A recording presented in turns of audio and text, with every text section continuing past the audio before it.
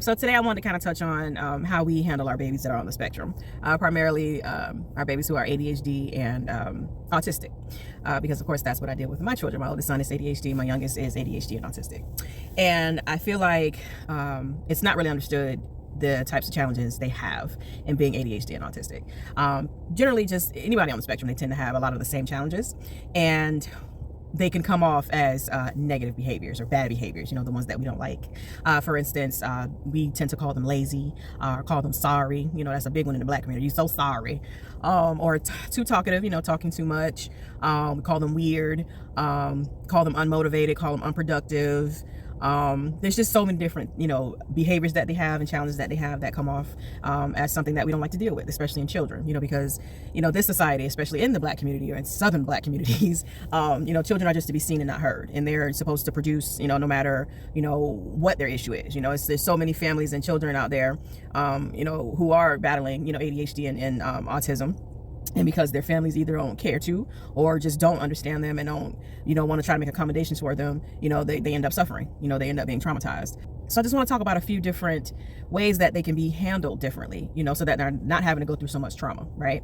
Parents have to be intentional. It's one thing to not even have a diagnosis, but it's another to have the diagnosis and still not, intentionally teach yourself, so that you can help the child better, right? Just having the diagnosis doesn't make it go away, or just popping a pill doesn't make it go away. We still have to be intentional just as much as we teach them how to, do basics, cook, clean, take care of themselves, clean themselves, feed themselves. Their mental and emotional health have to be attended to as well. So we just have to be mindful at some of the word choices that we use toward them. No, they're not lazy. They're probably just battling the emotional dysregulation.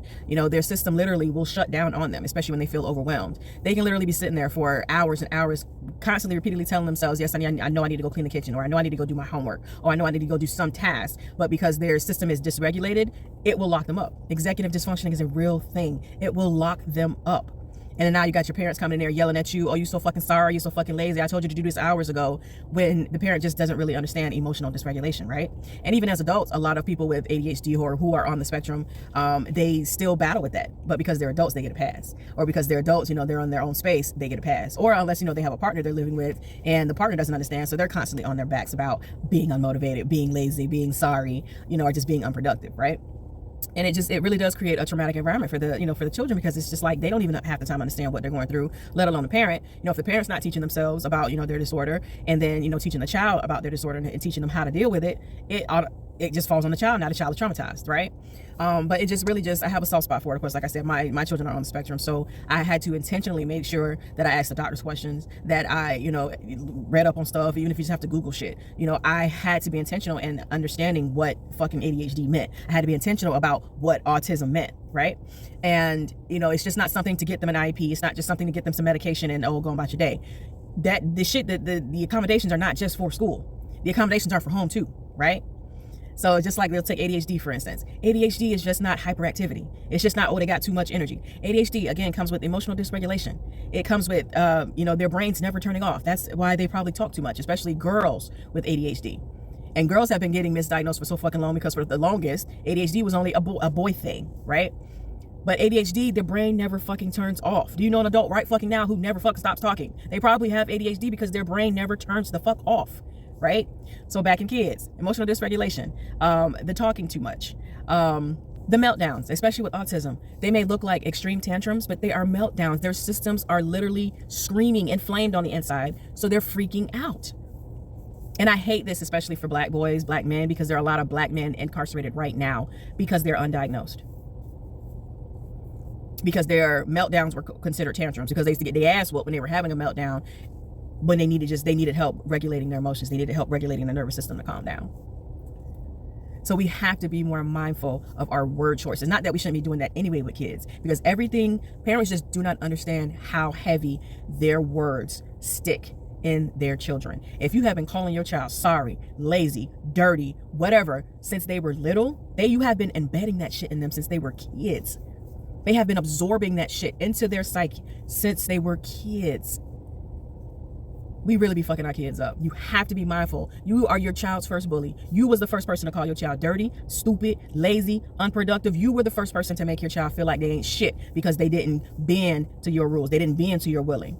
But you failed them fucking first because you didn't realize what kind of child you have and help them to develop those skills. You didn't teach. You just bitched at them. I think a lot of parents don't know how to teach. That's literally what parenting is. It is teaching. It is not forcing. It is not making them just follow blind rules. It's literally teaching.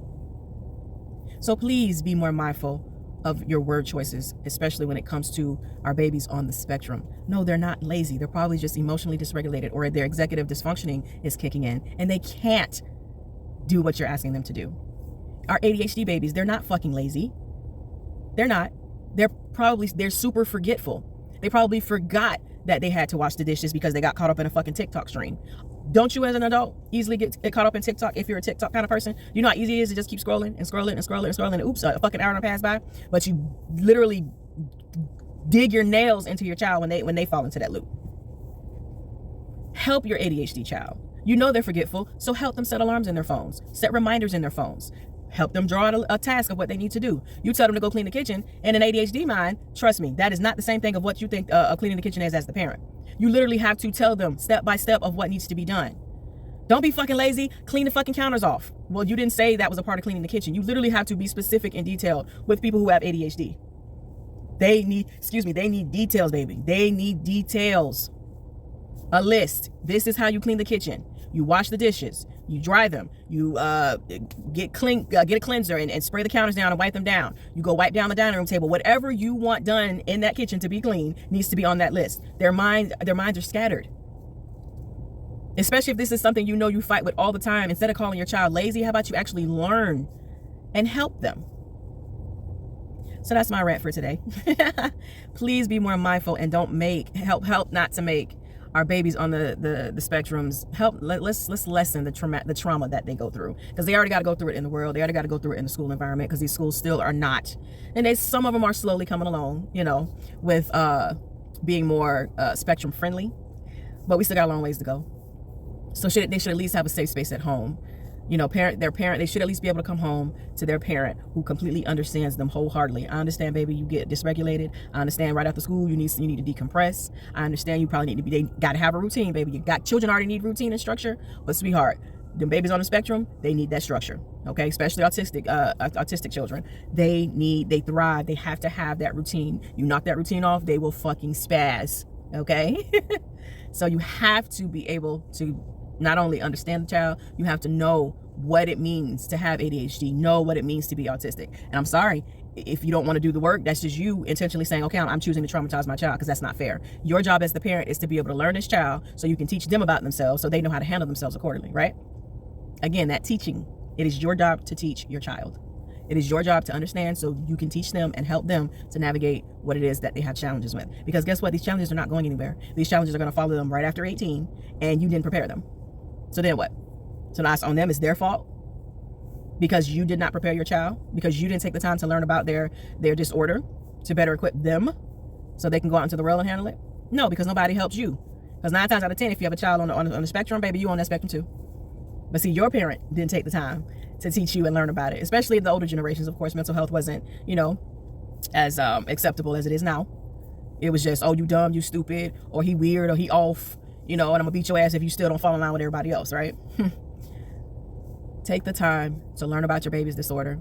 It's a quick Google search. Get off Facebook, get off motherfucking TikTok, get off Instagram. It's a quick Google search. Learn what comes with these challenges, these disorders, learn the challenges, and move according. If you need the help, it's out there. Y'all just don't want to go to them crackers or them white people, excuse me. But that's how I be in the black community. Oh, I don't need them crackers in my business, but I bet you want them crackers to give you some medicine so that y'all can get through school so you're not getting phone calls. Come on now. Let's get it together. Learn about your child's disorder. Teach them about the disorder so they know this about themselves. Teach them, so number one, that their self-esteem is not being torn down because they feel bad because they can't keep up with something, or they're constantly being forgetful. That kind of shit it's awful to the self-esteem when you feel like you can't keep up with your peers. But if you have your parent who's advocating for you and who has your back and who's teaching you, this is why you are the way you are, and these are the ways that we can combat this and manage this, because it's all about management, then hey, we got a deal. So let's do better, parents.